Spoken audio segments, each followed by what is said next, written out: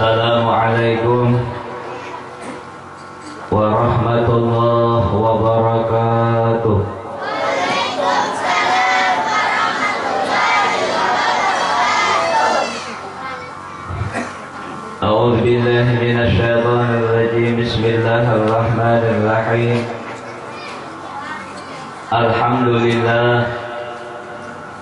Alhamdulillahilladzi faddala bani Adam bil ilmi wal amal ala jami'il alam. Wassalatu wassalamu ala Rasulillah Muhammad ibn Abdillah Sayyidil Arabi wal Ajam wa ala alihi wa ashabihi ya nabi'il ulumi wal hikam. Allahumma salli ala Sayyidina Muhammadin al-Fatih lima uglika wal khatimi lima sabaqa nasiril haqqi bil haqqi wal hadi ila siratikal mustaqim wa ala alihi haqqa qadrihi wa miqdarihil azim. Subhanaka la ilma lana illa ma 'allamtana innaka antal alimul hakim. La haula wa la quwwata illa billahil aliyyil azim. Faqad qala Allah subhanahu wa ta'ala fi kitabihil karim, a'udzu billahi minasy syaithanir rajim. Laqad kana lakum fi rasulillahi uswatun hasanah liman kana yarjullaha wal yawmal akhir wa dzakarallaha katsiran. Wa qala an-nabiy sallallahu alaihi wa alihi wasallam, man arada an yanzura ila utaka illahi ta'ala minan nar falyanzur ila talabil ilmi. Wa qala an-nabiy sallallahu alaihi wa alihi wasallam fi hadisin ukhra, man arada dunya fa alaihi bil ilmi wa man arada al-akhirah fa alaihi bil ilmi wa man aradahuma fa alaihi bil ilmi. Shadaqallahul azim. Yang kami hormati dan kami muliakan Ketua Panitia Pelaksana Peringatan Maulidur Rasul yang diadakan pada pagi hari ini di mushola kita ini. Yang kami hormati dan kami muliakan pembina ataupun para Dewan Guru, Ustadz dan Ustadzah dari Tika TPA Ar-Rahman dan Tika TPA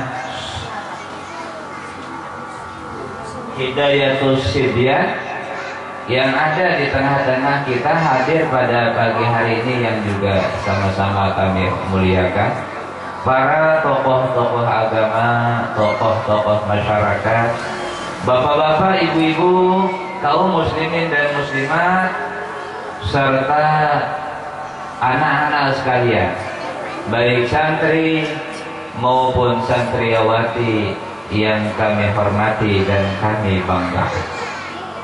Alhamdulillah, di suasana yang cukup segar dan cerah pada pagi hari ini, atas hidayah dan taufik yang dilimpahkan Allah kepada kita, karunia dan nikmat yang dilimpahkan dan dicurahkan kepada kita bersama, pada saat ini kita bisa berkumpul dan bisa bertemu di mushola atau di langgar kita ini untuk sama-sama memperingati, sama-sama merayakan hari maulidnya atau hari lahirnya daripada junjungan kita Nabi besar Muhammad sallallahu alaihi wasallam. Mudah-mudahan acara yang diadakan pada pagi hari ini bermuara dari suatu kecintaan yang begitu mendalam, baik panitia pelaksana maupun kita yang hadir pada pagi hari ini di tempat ini kepada sosok Nabi kita, Nabi Muhammad sallallahu alaihi wasallam. Dan mudah-mudahan dengan kecintaan kita kepada beliau, rasa mahabbah kita yang begitu mendalam kepada beliau, Allah akan kumpulkan kita bersama beliau di hari kiamat nanti. Amin ya rabbal alamin. Kemudian yang kedua kalinya, tidak lupa salawat serta salam kita senantiasa selalu kita sampaikan, kita haturkan, kita sanjungkan kepada beliau, junjungan kita Nabi besar Muhammad sallallahu alaihi wasallam, beserta seluruh keluarga beliau, sahabat beliau, dan pengikut beliau hingga sampai hari kiamat. Bapak-bapak, ibu-ibu, kaum muslimin dan muslimat, serta anak-anakku sekalian, santri dan santriwati yang sama-sama dirahmati Allah. Sungguh perkumpulan yang berbahagia pagi hari ini. Allah subhanahu wa ta'ala membuka hati kita. Kita menjadi tertarik, kita menjadi senang. Bahasa kampungnya jadi katuju. Datang hadir berkumpul di sini bersama-sama orang-orang yang menuntut ilmu, bersama orang-orang yang cinta kepada ilmu. Nabi menyampaikan di dalam riwayat, Bapak Ibu saudara sekalian, saya pagi ini akan banyak berbicara seputar masalah ilmu dan betapa untungnya memiliki anak putra putri yang punya ilmu. Ini yang akan banyak saya sampaikan. Mudah-mudahan jadi motivasi, jadi pendorong, jadi support dan sugesti bagi kita semua. Rasul sallallahu alaihi wasallam dalam salah satu riwayat beliau menyampaikan, kata Nabi, man arada ayyan nura ila utaqa illahi minan nar falyanzur ila talabil ilmi. Barang siapa hendak melihat, barang siapa hendak menyaksikan orang-orang yang dilepaskan oleh Allah subhanahu wa ta'ala daripada siksa api neraka, maka lihatlah orang-orang yang menuntut ilmu. Jadi orang yang menuntut ilmu itu dapat kedudukan yang mulia, dapat posisi yang mulia, indallah maupun indannas. Bapak-bapak, saudara-saudara, serta anak-anakku sekalian, santri dan santriwati yang berbahagia, kita kenal sejarah Nabi Sulaiman. Adik-adik tahu dengan Nabi Sulaiman? Nabi Sulaiman anak Nabi siapa? Anak Nabi siapa? Nabi Daud alaihi salam. Wa warisa Sulaimanu Dauda, dan telah mewarisi oleh Nabi Sulaiman akan ayahnya Nabi Daud, seorang rasul sekaligus seorang raja.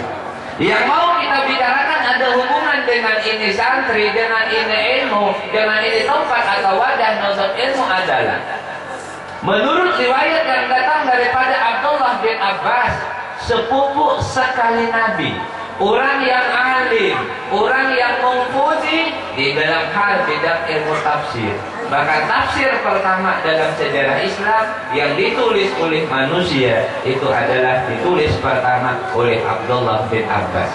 Tadi sudah dibacakan oleh saudara Ustaz Muhammad Sarwani dalam doa beliau tadi, Allahumma faqihhu fiddin wa alimhu ta'wila. Itu adalah doa Nabi pada ketika meludahi mulutnya Sayyidina Abbas radhiyallahu an. Pada ketika Ibnu Abbas masih kecil, waktu itu beliau buka mulutnya lalu beliau diludahi. Dalam artian doa di sini, Al Mustafa fi famihi, sungguh telah meludahi ulun-ulih junjungan kita Al Mustafa Nabi Muhammad fi famihi, di mulutnya Ibnu Abbas. Wa qala, dan berkata Nabi dalam doanya, Allahumma faqihhu fiddin wa 'allimhu ta'wila. Berikanlah ini pemahaman kepada Ibnu Abbas tentang agama, dan berikanlah dia kepiawaian, kemahiran, keahlian di dalam bidang ilmu tafsir. Doa Nabi dikabulkan Allah Subhanahu wa ta'ala.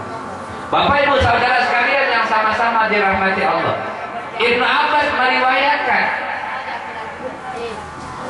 khuira Sulaimanu alaihi salam bainal ilmi wal mali wal mulki fakhtaral ilma fa'atahullahu al mala wal mulka. Jadi riwayat daripada Abdullah bin Abbas, anak-anak sekalian, Nabi Sulaiman pernah ditawari dengan beberapa pilihan, disuruh memilih salah satu di antara beberapa yang ditawarkan ini.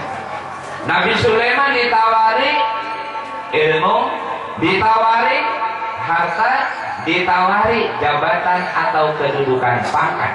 Tiga poin yang ditawari: ilmu, harta, pangkat atau jabatan. Dengan mantap tanpa ragu dan kebimbangan sedikit pun, baginda Sulaiman alaihissalam beliau memilih yang namanya ilmu. Setelah ilmu beliau pilih, beliau dapatkan, beliau kantongi. Yang dua macam beliau tidak pilih, itu dengan sendirinya datang kepada beliau. Apa itu? Kedudukan. Apa itu? Harta. Adakah raja yang lebih hebat daripada Nabi Sulaiman di muka bumi? Tidak ada. Adakah orang sekaya Nabi Sulaiman di muka bumi? Tidak ada. Dan Nabi Sulaiman memang berdoa dalam Al-Quran itu ada. Artinya jangan dikasih lagi orang yang seperti aku, dari segi kekayaan, dari segi pangkat dan jabatan. Jadi sampai kiamat tidak ada lagi yang levelnya jabatan maupun harta yang mengalahkan baginda Sulaiman alaihi salam. Jadi beliau ilmu yang dipilih, harta datang sendirinya, kemudian jabatan datang dengan sendirinya, gara-gara orang mengantungi ilmu. Bapak Ibu sekalian, para orang tua santri yang kami muliakan, nah, sebagaimana sudah disampaikan oleh orang tua di sini, sebagai mewakili daripada santri tadi, andai kata boleh pilih nih Bu, pian mewarisakan anak pian nih, ilmu kah, harta kah? Andai kata boleh pilih nih di antara satu nih, maka pilihlah dengan ragu, dengan tanpa ragu dan kebimbangan, pilih aja pian ilmu. Andai kata sampean punya harta, lebih baik lagi, harta diberikan, ilmu diberikan, lebih baik lagi. Tapi kalau tidak bisa dua-duanya langsung, jangan ragu dan bimbang sampean ibu, maka pilihlah yang namanya ilmu. Walaupun tidak dipilih harta, maka harta akan datang dengan sendirinya. Bapak saudara sekalian, para ibu, para santri sekalian, ada seorang tuan guru pernah bernasihat. Beliau masih hidup, saya pernah berjumpa dengan beliau, sudah sepuh betul di Al-Mutai sana. Beliau mengatakan begini, kalau orang menanam benih, maka rumput akan tumbuh di sekelilingnya. Tapi kalau orang menanam rumput, jangan harap panen benih. Betul apa tidak? Yang biasa menugal nih, mohon maaf, pian ke sana ke gunung menabas, bertambang, nanam benih, pian menanam rumput lah. Kadang kalau dengan sendirinya rumput tumbuh di sekeliling benih. Tapi kalau pian menanam benih, jangan harap panen sebuyung. Betul apa tidak? Jamaah, betul apa tidak? Bujur kagak? Kalau pagi begini sudah loyo, bagaimana siangnya nanti? Ini pagi gambaran siang. Jadi kalau pagi fit sampai siang insya Allah fit. Tapi kalau siang pagi sudah loyo, siang jangan diharap tambah loyo. Bapak Ibu saudara sekalian yang sama-sama dirahmati Allah Subhanahu wa ta'ala. Kita bicara ilmu terus nih. Dalam satu riwayat Nabi pernah memuji Sayyidina Ali. Sayyidina Ali hebat. Satu-satunya nama sahabat yang ada terdapat dalam kitab Taurat itu adalah Sayyidina Ali.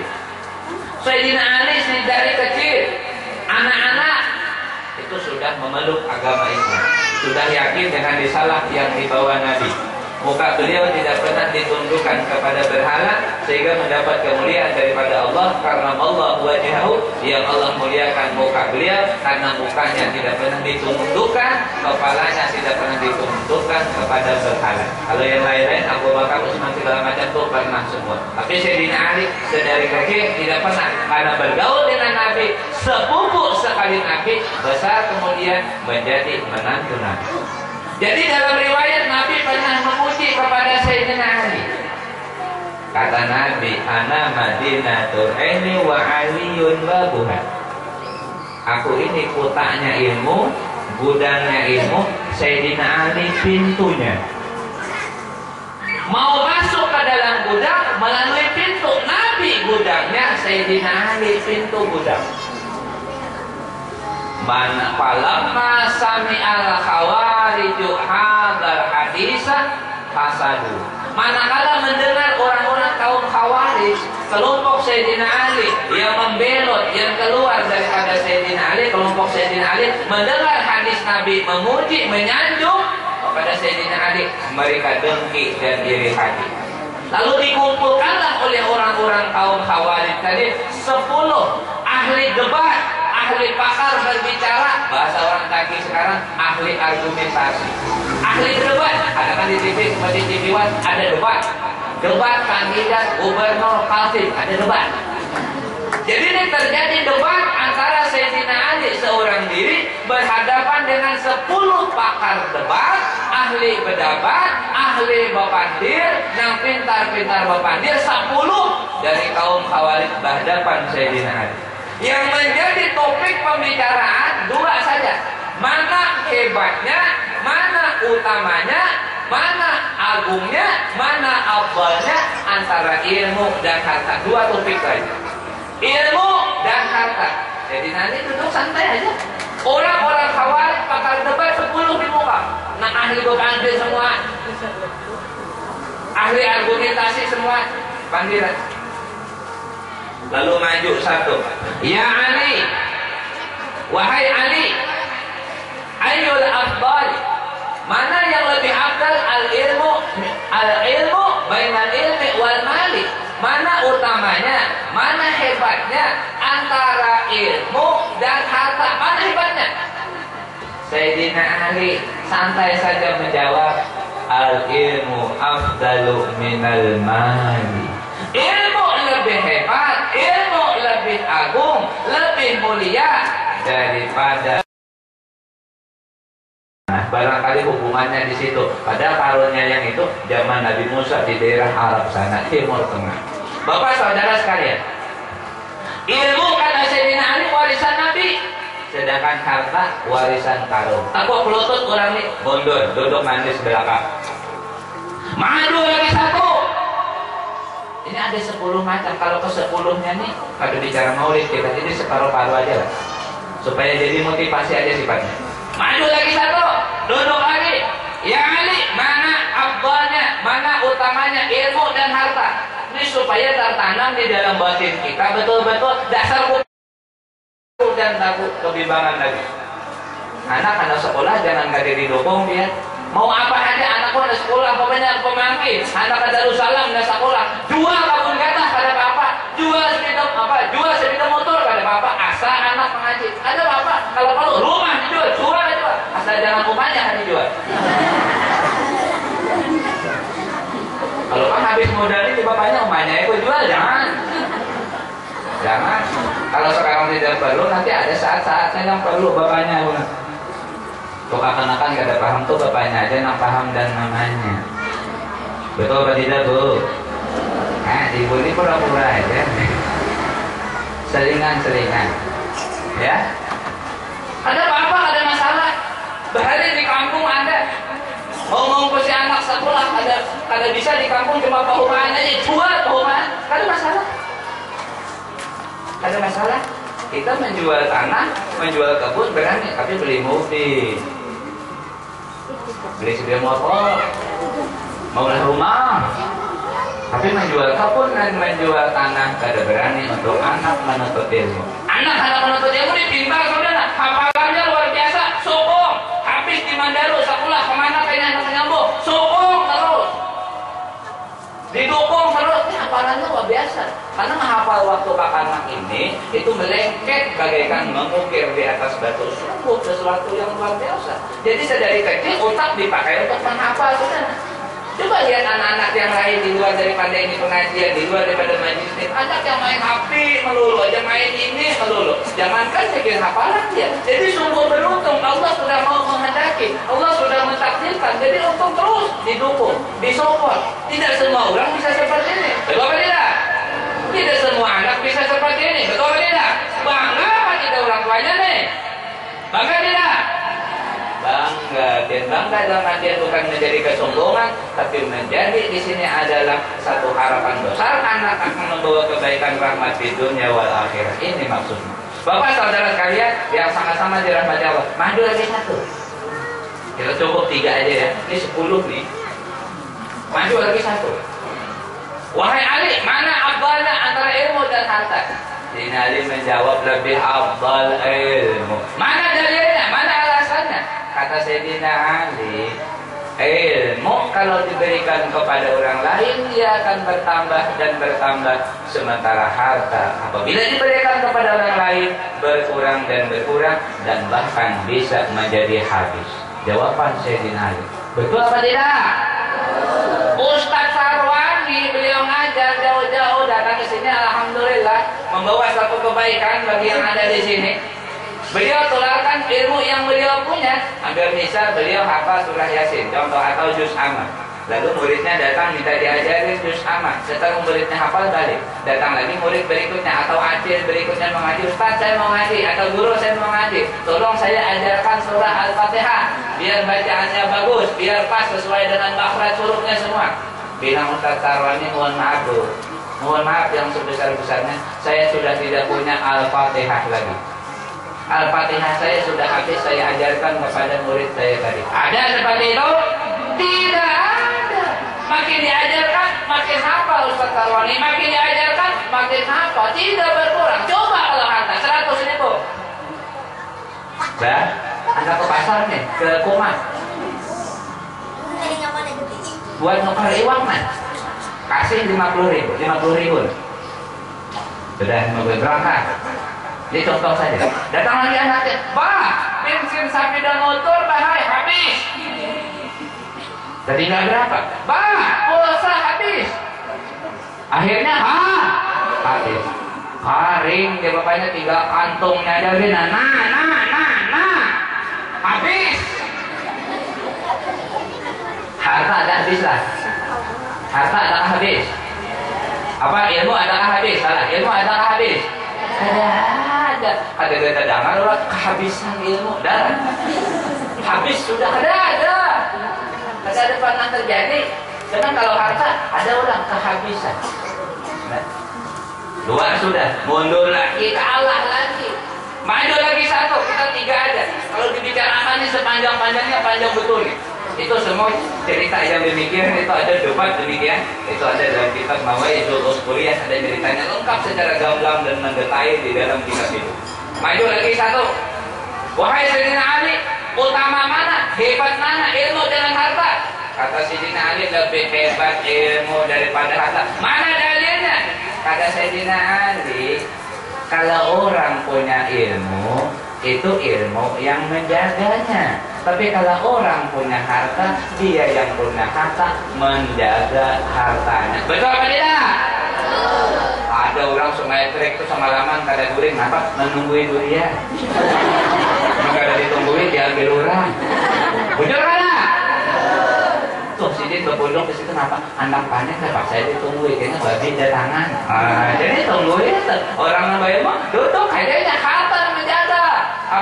Apa? Ilmunya yang menjaga. Bukan dia yang menjaga, ilmunya yang menjaga. Itu hebatnya. Ya.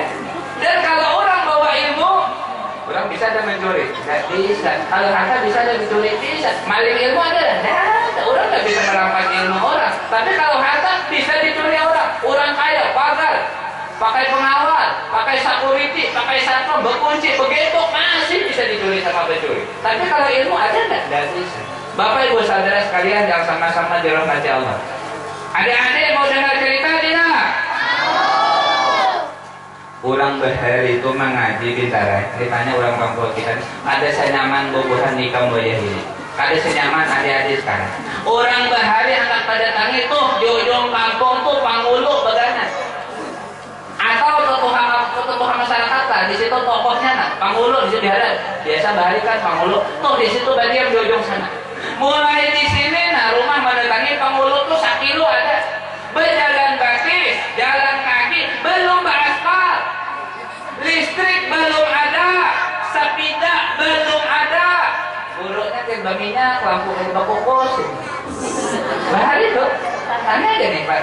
Sidin yang mewakili panitia, di mana lampu tuh masa. Maka alih lipat bahari kalih banget. Ulun main mandinya sedikit lah. Jadi alhamdulillah ekran ini canggih. Bahari mengaji kene.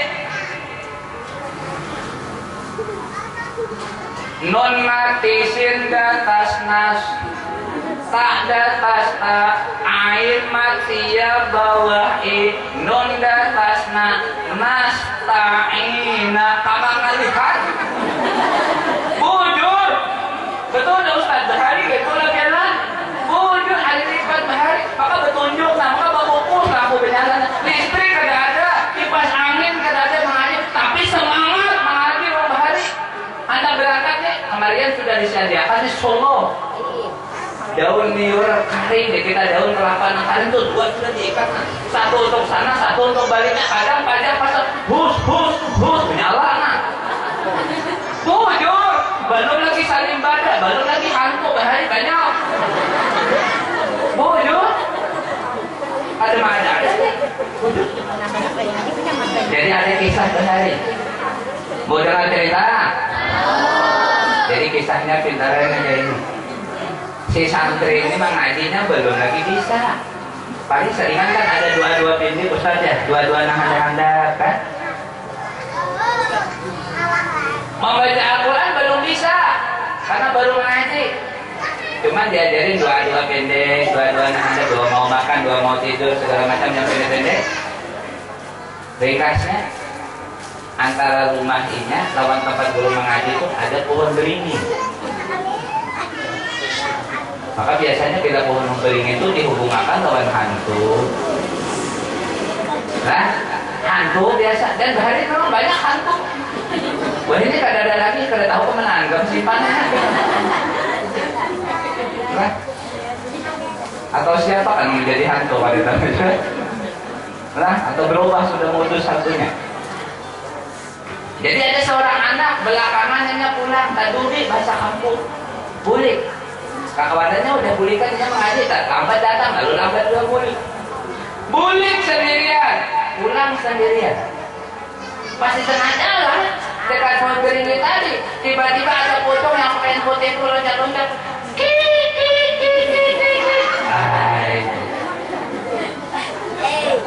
meloncat kan biasa gitu kan mau dibacakan qul a'udzu birabbin nas kada hafal ayat kursi kada hafal azan ada apa ada yang hafalnya ayat-ayat pengusir hantu ada makanya dia mendekat aja pocongnya nah akhirnya di suasana yang genting anak tadi ingat ini doa apa dibaca doa mau makan karena ini aja sudah bacanya doa maka keras membaca suasana genting darurat nih emergensi kalau orang perusahaan Bismillahirrahmanirrahim.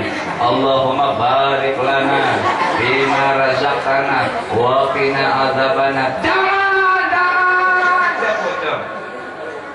Ujar pocong baru sekali ini aku mau dimakan manusia. Jadi lebih baik aku lari. Biasa aku yang mau memakan manusia. Kali ini anak kecil mau memakan aku daripada dimakannya. Lebih baik aku lari. Dadah.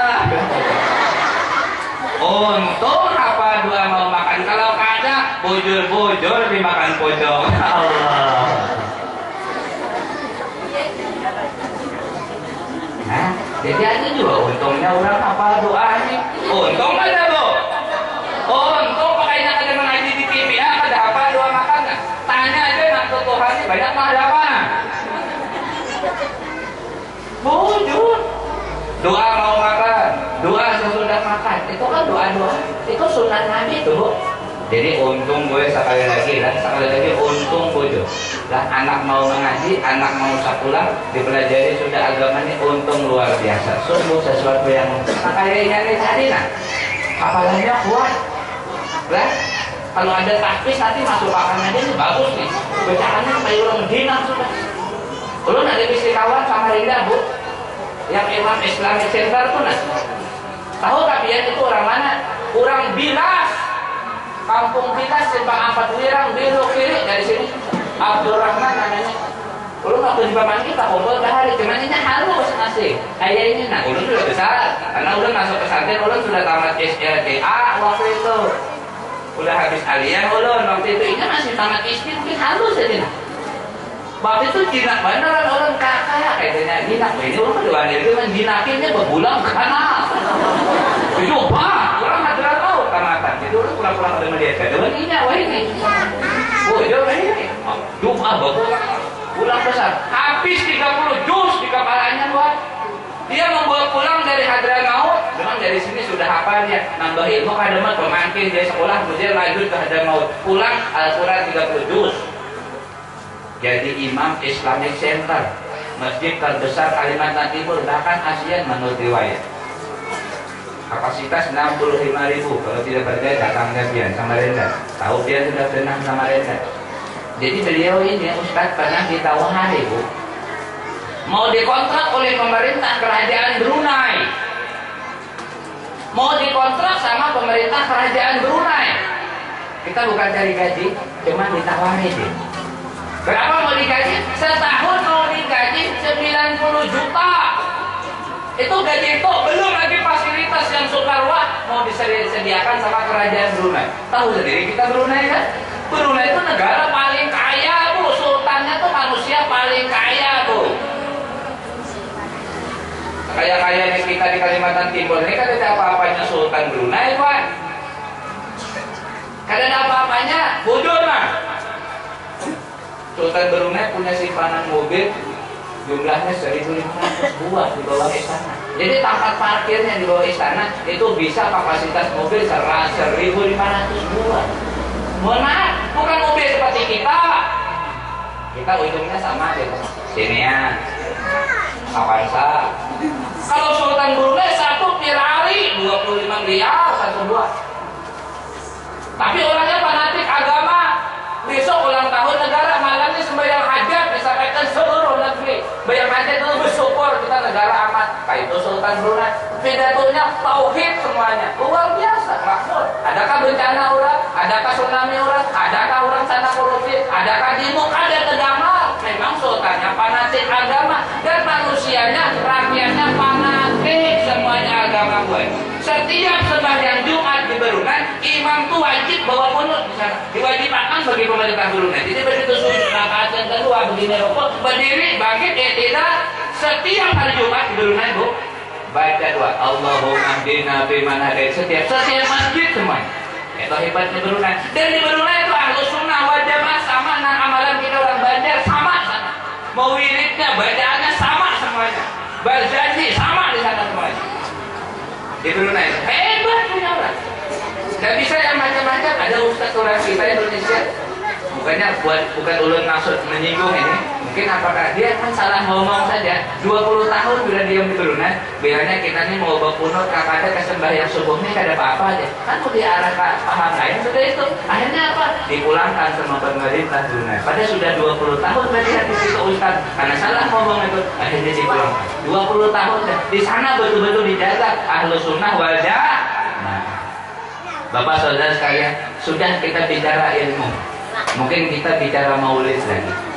Sifatnya motivasi aja, mendorong bagi kita, ya, mendorong aja sama-sama anak-anak yang menjadi harapan kita di kemudian hari ini kita dukung, kita support. Yang tua-tua kan tidak mungkin lagi masuk pesantren, tidak mungkin lagi sudah, jadi tinggal menyopot aja lagi, mendukung aja lagi supaya anak kita tuh bujur-bujurinya bagairah, bujur-bujur bersemangat dalam mengaji. Bapak Ibu Saudara sekalian yang sama-sama dirahmati Allah, kembali kita kepada apa yang kita laksanakan pada pagi hari ini, yakni peringatan Maulid saja. Jadi di dalam riwayat, yang singkat-singkat tadi ini tidak menjabarkan semuanya karena waktu kita terbatas. Dalam riwayat, pada ketika Abu Lahab tuh mendengar bahwasanya nih Siti Aminah, istri daripada Abdullah, ya bahasa kita nih iparnya, melahirkan seorang anak laki-laki yang bernama Muhammad. Ya Nabi kita nih. Abu Lahab ini suka luar biasa. Dia tahu Abu Lahab lah. Abu Lahab itu gelar raja. Nama asli Abu Lahab itu adalah Abdul Uzza, hamba berhala yang bernama Uzza. Itu nama itu diharamkan dalam Islam. Makanya nama itu ada yang makruh, ada yang sunnah, ada yang wajib diganti. Kalau nama seperti ini wajib diganti. Kalau nama kita nama binatang itu makruh, jadi sunnah diganti. Nama tidak punya makna itu sunnah diganti. Nah, dalam kitab Irsyatus Zawjain, fi Huquqi Zawjain, Syekh Abdul Qadir Bapak Abdul Kediri dijelaskan dalam kitab itu. Ya, jadi nama itu ada yang wajib diganti, ada yang sunnah diganti, ada yang mau diganti, mau tidak terserah. Yang jelas dari nama ada tafaul, ada kandungan makna di balik nama itu. Bapak saudara sekalian, Abu Lahab itu nama aslinya Abdul Uzza, hamba berhala yang bernama Uzza. Karena memang bukan Islam, orang kafir Quraisy. Kenapa dikatakan Abu Lahab? Abu Lahab itu bahasa kitanya kan abah bara api. Itu artinya. Di situ dijelaskan dalam kitab Madarijus Su'ud Sarah Barzanji, li'anna wajhahu ahmara kallahabi. Karena rupanya Abu Lahab ini merah habang seperti bara api. Itu alasannya. Lalu digelar sama masyarakat menjadi Abu Lahab. Jadi ada di kampung Bahari. Orang Bahari mungkin wayah ini lah. Ada orang mengalami anak. Siapa anak pian Pak?